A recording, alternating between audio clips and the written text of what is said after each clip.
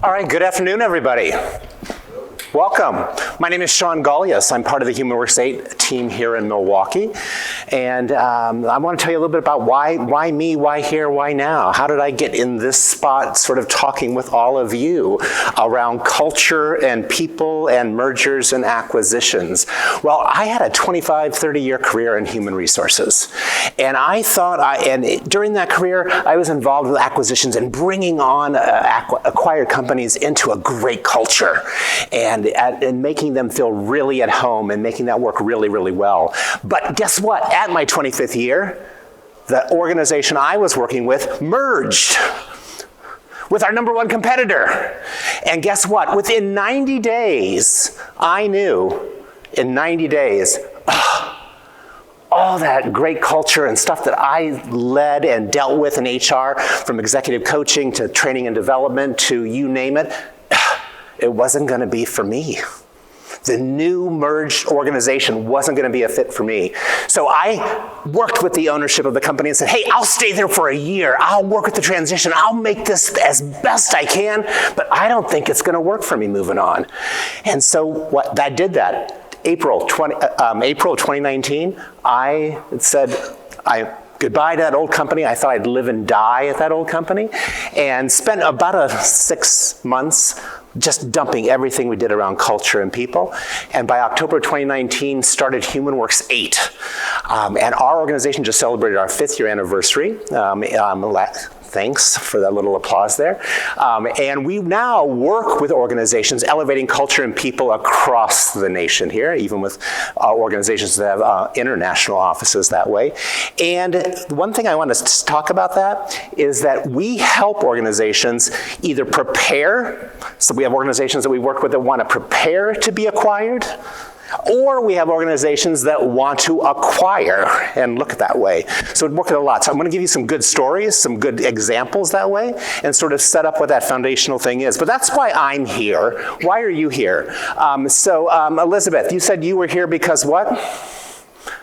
People are at the core. People are at the core. That's what Elizabeth said when she came in. I'm here because people are at the core. I believe that 100%. Somebody else, why are you here? Why did you pick this one? Because a lot of people pick how to sell. You're all here for culture and people. Why did you pick that? I work in an adjacent area in communication strategy. It's a hot mess if we don't have HR and communications working. Communications, and we'll talk about that, how important that is. Anybody else? Why are you here? Why did you pick that? Yeah, Dale. Our company, part of our strategy is acquiring other insurance agencies. Uh-huh. So part of what they let the existing owner do is do their own thing. At the end of the earnout, so it's causing lots of problems because we have all kinds of different cultures. Yeah, integrate, separate. You have to make that decision really, really quick as far as that goes, for sure. Yes? I'm a big, put a lot of value in culture and workplace, but full disclosure, I recently was at a speaking engagement with someone else from HumanWorks. Uh-huh. So got a lot of value on it. So you saw somebody else from our organization speak somewhere else. I bet that person's name could have been AJ on the team. Great. And you also have Rebecca on the team back here, as well as Gina back here, and I think Sarah's out there. So you heard AJ speak around what we think about culture. And that made you go, oh, maybe there's more to learn. Yeah. Thanks, I'm glad. AJ right now is working with one of our clients in Minneapolis. I'm going to use this as an example a little later on. I was there yesterday in Minneapolis with that client, who is part of their growth strategy is to acquire. That is part of their growth strategy. And one of the things that client said to us yesterday, they said, Shawn, AJ, God, you push us to get clarity around people and culture. And we've never had a consultant that does that so well, and you do it, and here's the, sort of the backhanded, without being offensive. How about that? So we're inoffensive consultants that push. And I thought, I've never been called that, but I said, you know what? And that company is HGA, if you know the architecture firm that's headquartered in Minneapolis, so it's national that way. They said, we have never had anybody that brought such clarity. We're going to talk about some of their successes even today. Anybody else while you're here? All right, I talked about what we do. These are the 4 service areas that we focus on as an organization, and we have a lot of organizations enter at different points. So we do a lot around core values, the importance of them, and then operationalizing them across your people touch points. We do a lot around talent optimization, which we'll talk about today. We do work around strategy and planning, and the need for that during a merger or an acquisition. And then we also do a lot of work around leadership development and executive coaching. Not gonna talk as much about that today in this presentation. So what I want to talk about, what are common business journeys? I know we talked about mergers and acquisitions, that's why you're here, but I wanted to put up, these are some of the other things we help, I think are just as important sort of transitions for businesses. We do a lot of this work across different clients around generational changes, around reacting to trends in the workplace, right-sizing an organization. They're all a people and culture sort of foundation. But then I want to say, what does success look like? So if you had to think for yourself, you're here trying to learn about people and culture. And I said, well, to be successful, you want to maximize value. You want to have, and I use the word smooth transition. And then you also want to have sustainability. What is that sustainable success when it comes to people and culture? When you think about from your perspective, are there other success criteria that you're looking for around people and culture that you would add to my list? Other success criteria, what do you need? Anything else that comes to mind that way around to have a strong business transition? Anything come to mind that you would think of? Yeah, Elizabeth. Well, first, can you ask that? Yeah, I said, these are success criteria that I think you want to achieve in a business transition, like a merger and acquisition. I was saying, is there any other success criteria on your mind when you think of to be successful in this process or an outcome you want to see, what would you add to my list? Yes? I mean, now he's going to retain the customers and the revenue of that company. Yeah, so that's sort of the value. You want the revenue, you want the customers, and that's only going to happen with the people involved with those relationships. Good. What else? Yeah, Elizabeth. Okay, systems? Yeah. Systems that are behind. Yeah, what's behind, whether that's a process, a system, technology, whatever it might be that way. Anything else that comes to mind? Fantastic. Well, here's what we're going to focus on today, those 4 things. And the way we're going to do that is I want you to, I think for this all systems go, I picked out 5 key areas. In the short time we have together, I want to hit the big idea in each of these areas, but we're not going to be able to dive deep. One thing we always say though, and I think Brad probably heard it from AJ when he heard him last week or whatever, is you got us. So we'll be here after. You want to talk deeper. If you want to go deeper into any of these, let us know. We'll talk, we'll set it up, we'll go deeper. But I want to hit these 5 big areas because I think these are some key things that are really important for that cultural success in any kind of business transition. So we'll hit them one at a time, and we're going to start with values and ground rules. Anybody here at your organization have strong values? Anybody? Elizabeth, what's one of your values that's really strong? Be safe. Be safe. I love that. That's a great value. I know why I like that value. It's unique. It's also sort of gutsy, be safe, and I know it's actionable, all right? That's really important as far as that goes. Anybody has a value that they use in their organization? One of ours is people before blank, so it's people before everything. Really. People before blank. I like that value. Unique, gutsy, and actionable. I understand what that means. In building and setting up for a good business transition, I always, somebody said before, you have to know yourself. And we always tell the organizations, you have to really know what you're about to have a good transition. You also have to know whatever you're acquiring or bringing in, you have to understand where is that alignment across that values. Do you know what their value system are, what they've built that way, and how do they align? And you were talking about having different cultures going on all over. One thing I always say, you have to decide right away, are you going to integrate that? Are you going to lead with one or the other? Or are you going to rebuild? One thing I say, you don't rebuild. You don't have time to rebuild. One of the things with HGA that we're talking about with them is that they say, Shawn, we've acquired and been very successful, but guess what? It takes 6 or 7 years to have that acquired business feel like a part of us. I'm like, oh my gosh. I said, that is too long to make that. We're not getting any value. I said, of course you're not getting any value from that. I said, if it's taking that long to integrate that organization into your thing, you're wasting time. You have to make a decision right away which set of values are you living with, and usually it's the acquiring organization's values. But what you do very, very well, you link the acquired to those values. I can tell you, you could give me any value from any of your organizations right now, I could link it to a HumanWorks 8 value. Get the idea of what we're about, and you'll see some of those on the slides, our values that way. That's the miss there. So what I want to show you, these are some of the organizations we work with, and what we tell you, the big idea here is that you have to have strong values, you have to know them, they have to be alive in your organization, and you have to be able to communicate and transfer them to the acquired company.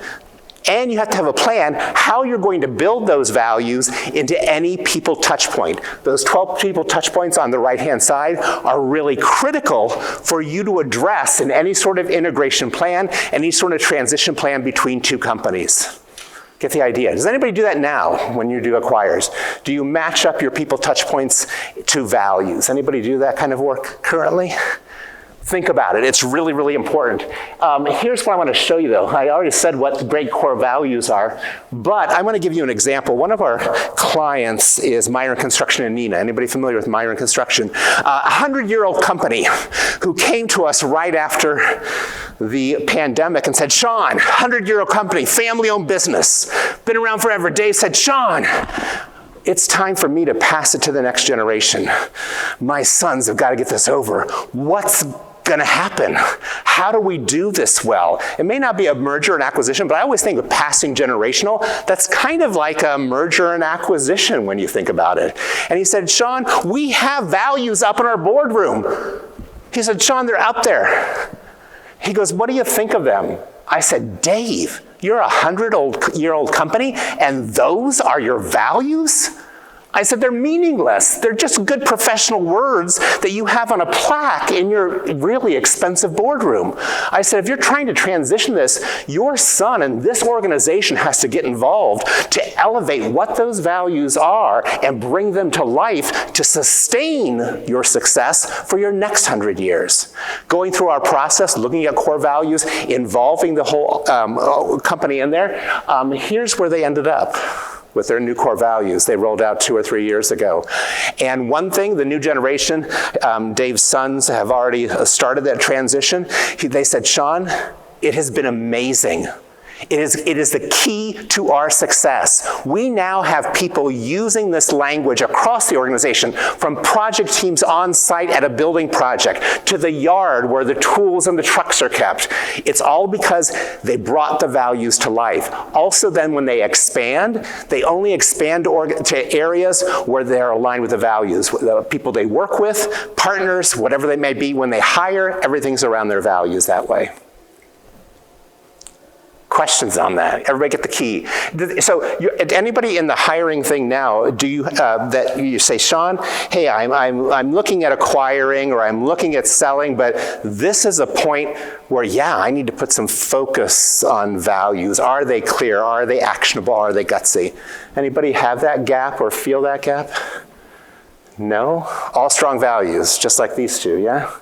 You were shaking your head, maybe? Pretty strong? No, ours was these ones. So they could use some work. Really, really good. Myron's first one, yeah. Well, think about that, because that is really that foundational thing that is really going to set how you deal with relationships in a merger and acquisition, how you make decisions in a merger and acquisition, really key. Yes, Elizabeth, you had a question? So, I don't want to go too far into it, but my husband and I just sold the business. Yes. And we had core values, and the buyer didn't even ask at all about them. And how'd that feel? Thankful. Painful, yeah. Well, you talked a lot about emotions. Anything in a merger, everything as human beings, it starts with that. It starts with that affect. It starts with how we feel about it. So I can imagine that. And that's one thing, we're working with another acquiring business, and they didn't have their values set. And they said, Shawn, moving forward, we have to set our values. And when we look to acquire businesses, we have to make sure to talk about ours really strongly and then tell them, hey, these are the links between the two. Really key that way. And it's helped them. They just acquired aerospace engineering in Green Bay. They said that family-owned business wanted to be a part of us because our values were clear and aligned that way. And that's really a key point. Any other questions on values? Let me just get ground rules too. If your organization doesn't have strong, just basic ground rules, how you're going to operate, no matter where you sit in organizations, here are Myron's ground rules, that they do all their business transitions, acquisitions, anything they're doing, this is what they live by, no matter where you sit in the organization. Values and ground rules are really important to be a foundational piece of any sort of merger and acquisition. Questions on core values or ground rules? Welcome those that are new. It was great hearing you on stage and facilitating that way. Anything else that way? Well, I want to move off that then. Let's go to optimize leadership talent. What do you use in a merger and acquisition? Anybody currently use how do you assess? How do you look at talent? Whether it's if you're trying to sell your current talent or whether you're trying to acquire, how would you anybody use any assessments, any tools that way to assess talent and really know if you have optimized teams that way? Anybody use anything? No tool, predictive index. And how do you use predictive index? Do you use it to set up, to merge? How do you use it? You just use it to hire employees, not really involved in any sort of merger or transition that way. Gotcha? Anybody else use any tool or assessment? Okay, well, here's the big idea here, everybody. You must understand your own talent and be really secure that way. In one of our transitions and selling organizations, the owner said, Shawn, we have a great leadership team, but I'm in a point, if I want to be acquired by a larger company, I have to really understand what I got, what I don't got, and really, I need to deal with underperformers now before I even sort of get that connection that way. Help me. How do you do that? How do you think well about people that way? Well, the way we look at that is through 3 parts of the mind. 3 parts of the mind. And I know if you worked with AJ last week, you heard a little bit about 3 parts of the mind, Brad. And all of you sitting in this room, you all have 3 parts to your mind. The first is how smart you are, your intelligence. How are you assessing how brainy the team is, your leadership team, whatever it might be. The second thing is that affect. What are people's values, whether they're personal values, whether they're organizational values, how are they linked?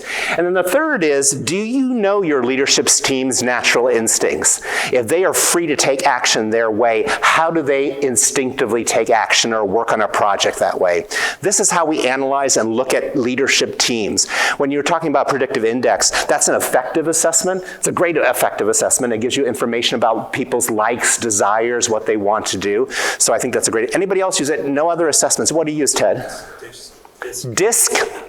It's a great effective assessment. A lot of organizations, Strengths Finder, a great effective assessment. So all of you right now, when you're looking at your teams and your people, you're looking at their personality, what they like, things that way. That's a great piece of somebody. You have to understand that. But are you looking at, okay, their intelligence? What do they know now? What do they need to know in the future? And then finally, do you know their cognitive instincts, how they're wired? If I'm free to take action my way, how am I going to take action that way? Looking at the 3 parts of the mind is the way to do it. That framework is the way to do it. And you may say, Shawn, but I get intelligence, I get affect, but maybe I walked in this room, I never thought I'd hear a word cognitive. And anybody heard that word cognitive before? So everybody's saying, no, I haven't. You did last week. So you're probably saying no.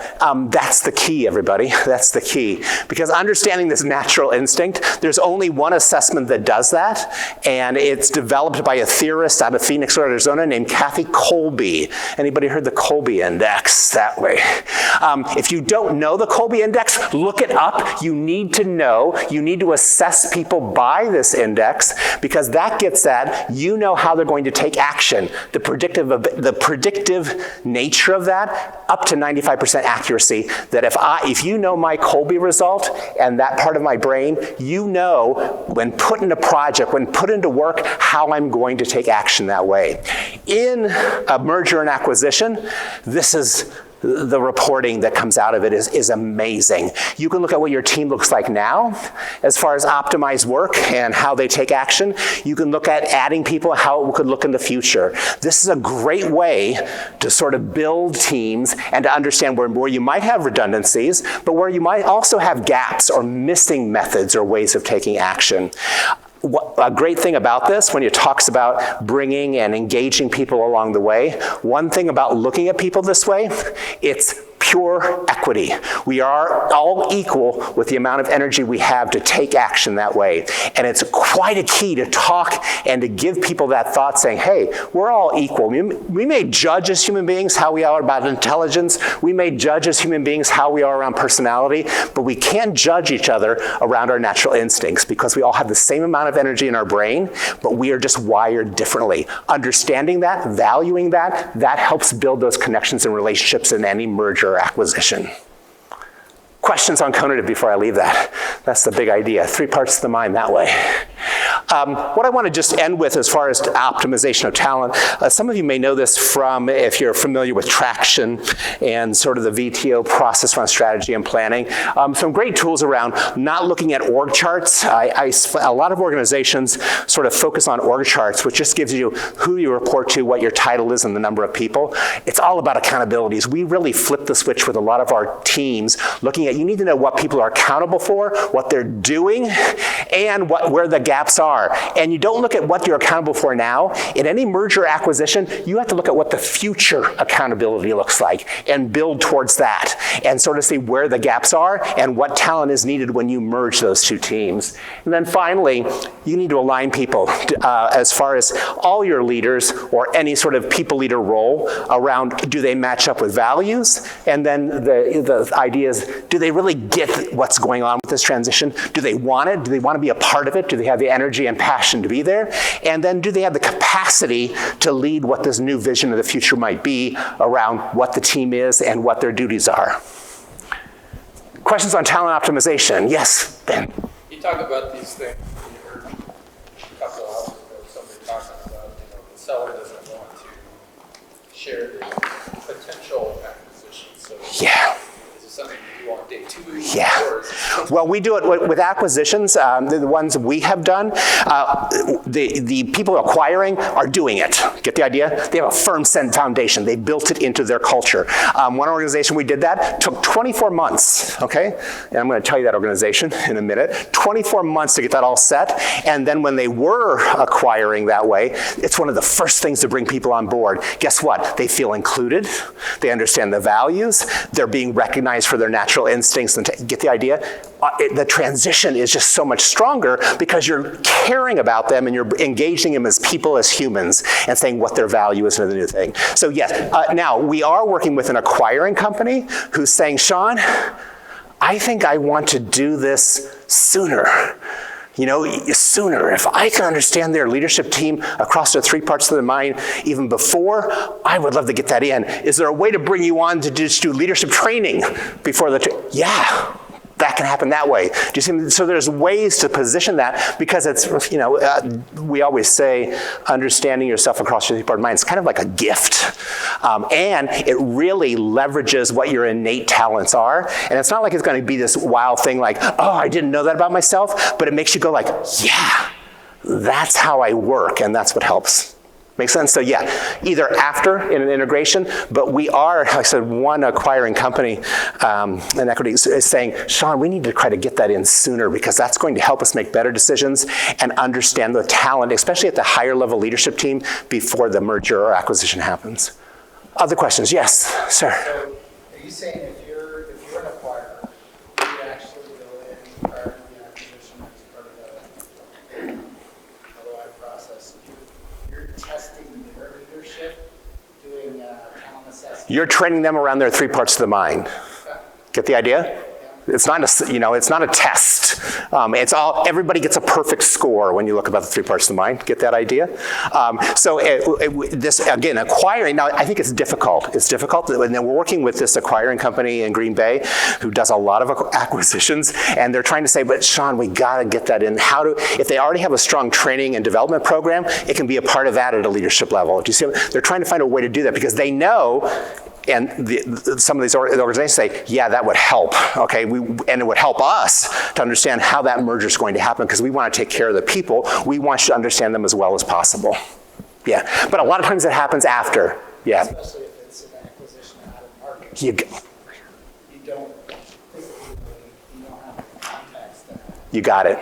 Yeah, it's definitely harder before. A lot of times it happens and integrated during the integration right away, just so you understand that as quickly as possible. But again, we're trying to find out that sort of, is there a way in before? And again, this one organization we're working with right now is saying we've got to find that because it's going to help us be able to make better decisions sooner to get that value out of the people. I want to go then to a living vision and action. This is probably one of the main entry points where we start with anybody that's looking at mergers and acquisitions. I mentioned we were just in Minneapolis working with HGA yesterday and the day before. And they have acquisitions as part of their growth strategy to become a national firm across, they're really regionally focused now to be a national firm. And they came to us and said, Shawn, we need help. We need to acquire better. They said 6 to 8 years to get some value. And I said, well, show me your strategy and plan. Show me your strategy and plan. Well, what we got was about 5 different PowerPoint presentations of more than 25 slides each.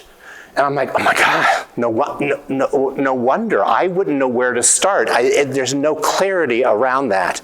So what we did with their board and their executive leadership team over the last 2 days, this week, St. Patrick's Day and yesterday, and then 2 days in February, we took them through our process to develop a strong vision and action, to focus on that people element around the 3 parts of the mind, as well as then to look at their system. Somebody mentioned system or process. And in doing this, they said, and like they said, Shawn, we've never been pushed this way for clarity. This is going to help us when we acquire our next architecture expertise area to bring them on board to sort of say, we have a clear vision, what we're about, what our values are, what our 5-year goal is, what our 3-year picture is, and then also what's going to happen and as far as sector growth and things that way. What is that high-level vision? At the same time, they, for the first time, leaving yesterday with AJ just as flying out tonight, said, we now have our first set of 2025 1-year milestones, maybe a quarter late, but for the first time, we have alignment around our highest level thing on what's going to happen this year. We have tied those back to our 3-year direction that leads to where we want to be in 5 years. Now, when they acquire their next organization, they can bring them on board, show, and tie that right in right away. They could not do that with 25 things PowerPoint presentations. That's the key, that's the big idea there. If your strategy and plan is not clear, and we've narrowed down, their vision is 1 sheet over there on the top right, and their action plan is 2 sheets actually. Cheating there, only showing 1, but 2 sheets as far as their action. Does anybody use that kind of process now? Is it probably people use traction or VTO? Use it now, Benjamin, a little bit? Well, yeah, but we just acquired our first company in December, formed a holding company, so now we have operating companies. We haven't done that at the holding company level yet. The higher thing. Q2 initiatives. Good, you're on your way. I think that's definitely what you need to do. Anybody else do any sort of strategy in planning that clearly or that simply? Anybody have PowerPoint presentations for your strategy and plan? I see laughter, so I know that happens that way. Tracy as well, some laughter around that. You see that? You see a lot of that. It's for a strong merger and acquisition, really one thing that really needs to change. Let me go to this next point as part of that. One of the things we find, and probably a foundational piece we help a lot of organizations with that are either trying to acquire or trying to be sold, one of the questions we ask them is, what is my experience as a customer with your organization? What do I experience with you? And a lot of times the answer is, well, you have a great experience. We've been successful for many years as far as that goes. Well, one of the organizations we work with that I'll mention is McGregor Partners. They just, a year and a half ago, were bought by Accenture. They are how about that? When they came to us, they said, the owner and founder, 8 years, really successful. It is a database management technology. It's all technology company. They had just tracking and tracking equipment, really great technology. They said, Shawn, we're making money. We've had great success. But guess what? I'm thinking, I want to get out of this. I want to move on. How do I get ready to sell, be acquired that way? And I said, Jason, show me your values. Well, show me the values. They were like Myron values. Okay, so well, let's start there. They ended up with brand new values. I said, Jason, show me your strategy and plan. Well, we sort of do planning. We're like entrepreneurial. We do planning every quarter. We just get together and here's what I said, Jason, if you're trying to really set up and really position yourself well for anybody, they need to really see what that vision and what your action is. I said, Jason, tell me about your leadership team. And he said, Shawn, I've got a great leadership team, but they're not all high performers. I need to do something about it. They did all those things. But the key for Accenture, what they jumped on was, I said, well, what's my experience with McGregor Partners? And he said, well, you have a great experience, here's how and they could talk about it. I said, well, show me what it is. I don't have it. Well, here's what they came up with, their front stage process, McGregor Partners. And it may look simple, but behind this, each stage, they were able to talk about really, really clearly what is their client's experience as far as what happens to me, what's the value that I get out of that experience, do I get any deliverables, handoffs during that time? And they said it was the one thing that they went into those Accenture meetings, and they said, Accenture was like, I like it. That matches up with our beliefs and as well what we're trying to deliver. And we want to even steal some of your language to make what we do even better that way. That front stage process. Does anybody have their front stage process documented? What happens to me if I work with your organization? Brad's saying maybe. Anybody else? Front stage process? What happens to me? I just did this with HGA too. This is one way where they said I was pushy. I said, tell me what happens. You're an architecture firm. I want you to build me a building. What happens to me? And they go, well, we do a lot of good, we're going to do some discovery with you. And they've had great success. I'm not knocking their success, but when they started thinking about it, they said, Shawn, this can really help us not only to improve what we're doing if we're really clear around our front stage process, but also when we acquire businesses, how they fit into that front stage process. Are they bought for certain expertise to highlight a front stage process, it's part of the front stage process, or are they helping us support all the way through the front stage process? When Jason got out of the business, he's now looking into sort of bringing over champagne. I don't know how the tariffs will do with that, but he got out of this business. He's also consulting with Accenture because of this sale, a really valuable sale for Jason and that team. Front stage process. Questions about that before I leave that? Because I want to leave some. The last thing I want to talk about then, do you have a way to sort of do a cultural assessment, audit, appraisal? This is one thing we find with a lot of organizations when we're trying to merge or bring two organizations together, and on this, the big idea is you have to create one. If you don't have any sort, and it's more than just a checklist. It's really looking at all those people touch points that your current acquiring organization does, how you do them, and then understanding how it's done with the acquired or the organization you're being bought. And people were saying that they were holding up another thing, it's 100 questions. We worked with Enerpac.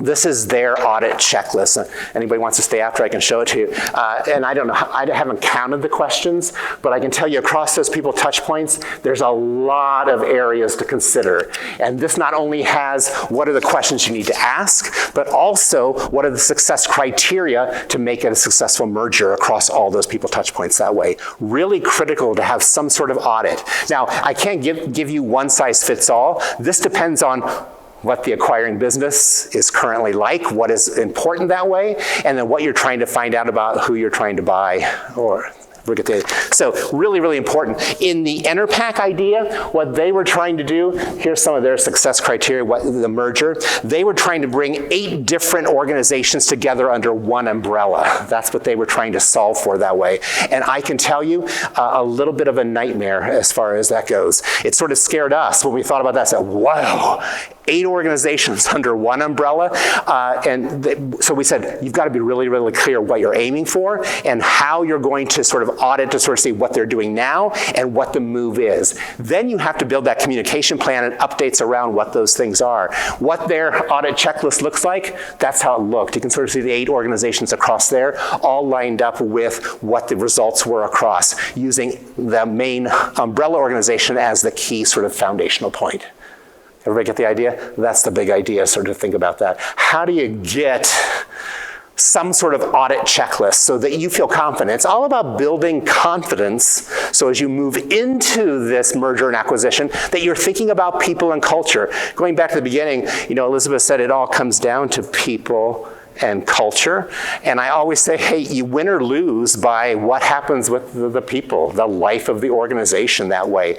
And if they feel that you're looking at these things that are important to them around those touch points, when it comes to values, when it comes to strategy and planning, when it comes to looking at my talent and recognizing the talent I'm adding, when it comes to, when it looks at process, so I know how I fit in the new process, that's the core and the bottom line that way. Questions for me around culture, people. Those are the 5 big ideas that I wanted to share with you. And I want to keep you on time to get to your reception and drinks, and so we're almost there. But any questions? Yeah, thanks. Is it feasible in your mind to have one corporate culture, but then have a subculture, like in different geographies or different, so think of McDonald's, right? There's only one way you can make a Big Mac, but maybe it's people in different, McDonald's, they feel different. Yeah, well, I get that a lot. Different areas. If you live in the South, if you live in the West Coast, if you live in the East Coast, do they have different cultures? Yes. You can't change that. You know what I'm saying? People, where you grow up. But I would tell you, here's what I say. Values cannot change. The values are there. Could they be lived differently? May they be Yeah, of course. Make them your own. Make them your own, but we're still working from the same thing. Can you have different strategies and plans across that? No, I don't think so. Do you need to look at people well across 3 parts of the mind? Yes, across that. That would be my answer. So to me, I think you have to go for, there is a one, I always say, and maybe that's why I'm pushy on this, there is one direction, and we're all gonna rally around that. And of course, you're gonna bring your own different personalities, you're gonna bring your own sort of vibes from wherever you live, but to get to our success, we feel this is the direction. And it get to be tough that way. Other questions for me before I let you to drinks? Brad, was there one there? No. You talked about the process graphic, about Front stage. Front stage, is there a backstage? There is, and I didn't really get to backstage processes, there is. We always try to, a lot of organizations, they have plenty of backstage processes, let me tell you. But what they haven't dealt with first, we really focus them on the front stage. Any sort of backstage, we always start them, you need to have your core backstage processes documented, okay? And that could be anything from how you hire, to how you budget, to whatever those are. That's whatever supports your front stage customer doesn't even knows those exist, but anybody that's acquiring you or that you're trying to sell wants to know what those are because they're trying to get an audit against that between the 2 processes. Good question. Other questions for me? All right, you're free. Robin, it's 5 o'clock, right? That's all right. Everybody go get a drink. We'll be around. Reach out if you need anything. And you got us now as far as that goes. So reach out and say hi and see if I can support your cultural journey. Thank you all.